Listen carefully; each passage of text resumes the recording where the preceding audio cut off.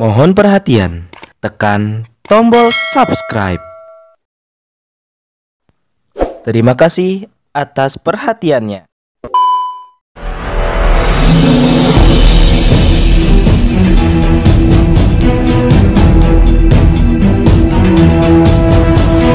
Saya Yadi Muhammad, driver online Depok.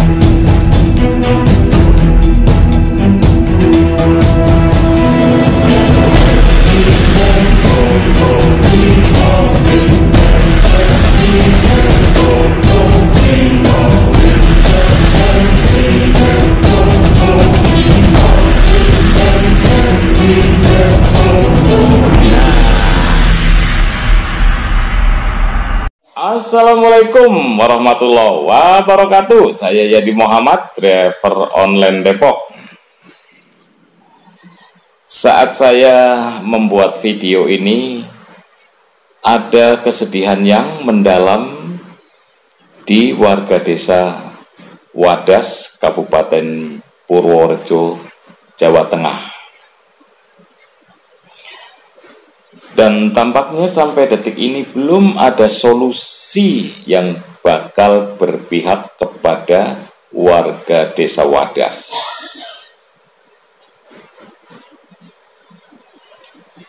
Sepertinya selama rejim Jokowi selalu ada kesedihan yang mendalam setiap kali mau memasuki bulan suci Ramadan.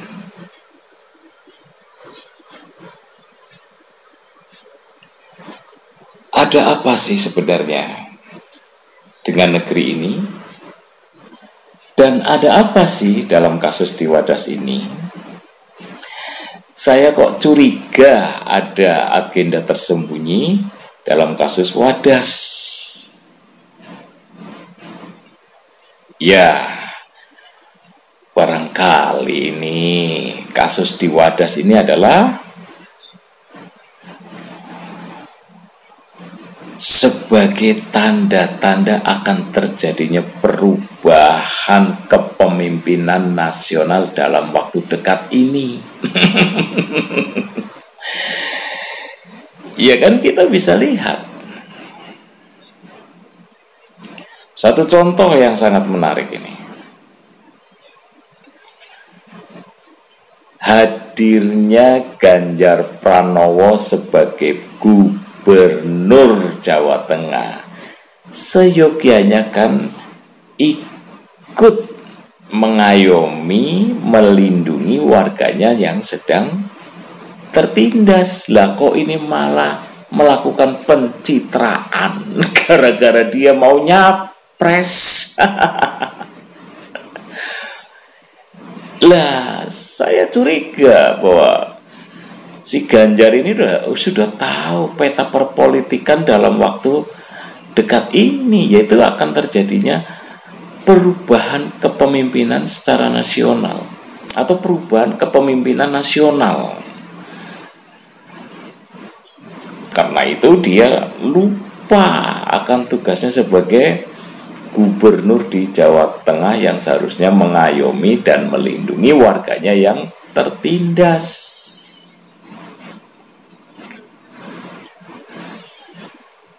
Contoh kedua ini, sebetulnya kan kasus Wadas ini kan bukan menolak pembangunan bendungan, melainkan dia atau mereka sedang mempertahankan haknya.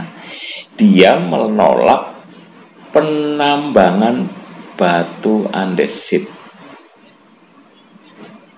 Perlu dicatat, kadang-kadang kan ini media mainstream kalau memberitakannya kan nggak jelas. Warga Wadas ini sedang mempertahankan haknya, yaitu tanah dan rumahnya yang dirampas oleh lagi-lagi, ya saya katakan itu oligarki yang melakukan penambangan batu andesit di desa Wadas. Nah, kenapa kok sampai ngotot sekali nih si pengusaha untuk melakukan penambangan? Ya karena mungkin dia juga sudah tahu, sudah bisa membaca tanda-tanda bahwa akan terjadi perubahan kepemimpinan nasional dalam waktu ke depan, sehingga dia harus melampiaskan syahwatnya untuk mengeruk sebanyak-banyaknya cuan-cuan melalui tambang batu andesit di Wadas. Dua itu contoh, ya kan. Nah, yang ketiga, kita juga bisa tahu bahwa kenapa begitu bersemangatnya ini para polisi atau aparat keamanan dalam melakukan operasi dalam tanda petik, ya kan. Nah, saya katakan operasi karena dilakukan secara cepat, tanggap tanggap bencana kali ya. Nah, ya dia mulai dari pengepungan, intimidasi sampai penangkapan itu kan sangat luar biasa dalam melewati prosedur sebagai seorang penegak hukum. Saya nggak tahu apakah ada transaksi di balik itu, saya nggak tahu lah. Yang jelas itu kan bisa kita baca betapa agresifnya aparat keamanan dalam menangani proyek tambang batu andesit ini. Itu tadi, kejar target sebelum terjadi perubahan kepemimpinan nasional. Nah, di sisi lain juga ada yang memiliki agenda tersembunyi di luar yang tadi itu. Kalau Ganjar, syahwatnya pengen nyapres. Kalau oligarki, syahwatnya ingin mengeruk keuntungan sebanyak-banyaknya. Nah, yang satu ini adalah spesialis pemburu kekuasaan yang melibatkan asing dan aseng. Saya kok jadi curiga kasus di Wadas ini bakal dijadikan sebagai pemicu konflik horizontal yang akhirnya menuju ke keadaan chaos dan akhirnya ujung-ujungnya terjadi perubahan kepemimpinan nasional. Saya sih nggak tahu perubahan kepemimpinan nasional nantinya itu terjadi secara konstitusional atau sebaliknya inkonstitusional.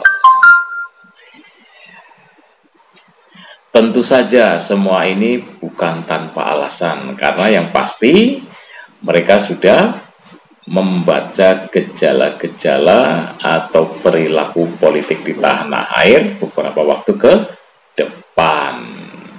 Nah, yang bisa kita lihat, satu contoh misalnya bahwa perlawanan masyarakat terhadap rejim ini kan sudah menjamur, baik alasan penolakan vaksin maupun diberlakukannya kembali PPKM maupun perlawanan yang disebabkan oleh kriminalisasi terhadap ulama, dan termasuk yang terjadi di Desa Wadas, yaitu perampasan hak. Nah, jadi perlawanan yang sudah menjamur dan masif ini jangan dianggap remeh gitu. Tanda lainnya yang bisa kita lihat yang bisa mempengaruhi peta perpolitikan secara nasional dan secara radikal atau secara luar biasa, yaitu dengan tidak munculnya beberapa waktu yang lama ini sosok yang bernama Megawati. Seperti kita ketahui bahwa sejak diberitakan sakit oleh wartawan senior Hersubono Arif, sampai sekarang belum ada kabar yang jelas mengenai sosok Megawati. Ya, tentu saja bahwa kehadiran Megawati ini juga menjadi tolok ukur karena dia adalah magnet yang bisa menyatukan elit-elit politik dan oligarki yang sekarang sedang berkuasa di tanah air. Nah, kemungkinan redupnya magnet yang bernama Megawati inilah sebagai pertanda, dalam tanda petik, tanda buruk peta perpolitikan beberapa waktu ke depan atau dalam waktu dekat ini. Nah, karena itu saya melihatnya bahwa kasus Wadas ini hanya sebagai pelampiasan syahwat para elit politik dan oligarki dalam memburu kekuasaan. Mungkin itu aja dari saya. Assalamualaikum warahmatullahi wabarakatuh.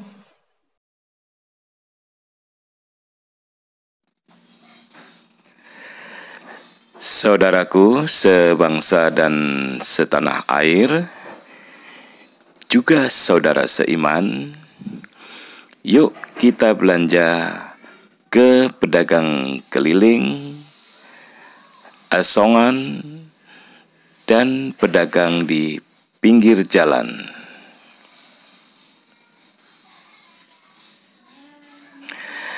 Dengan berbelanja kepada mereka, insya Allah kita bisa menyelamatkan mereka dari kemiskinan.